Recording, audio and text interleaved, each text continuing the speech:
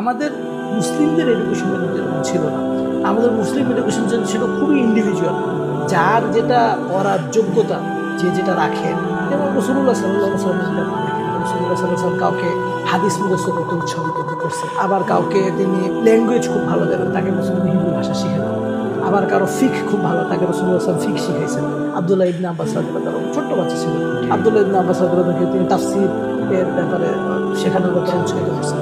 তো এই যে সবাইকে সব জিনিস, আবার উনি আবু বকর রাদিয়াল্লাহু তাআলা, মুহাম্মদ রাদিয়াল্লাহু তাআলা, তাদেরকে কিন্তু আসলে বসে এই সবের ব্যাপারে অতটুকু করেন। তাদের সাথে তিনি আবার আলাপ করছেন, দেশ কিভাবে পরিচালনা করবেন, যুদ্ধ কিভাবে পরিচালনা করবেন, স্ট্র্যাটেজিক ডিসিশন করে তাদের সাথে। তো এখন এই যে প্রত্যেকটা জিনিস যে আসলে আলাদা, উসমান রাদিয়াল্লাহু তাআলা তিনি আসলে এখানে ঢুকার নাই, তাকে আবার ব্যবসা করার জন্য ছেড়ে দিচ্ছেন।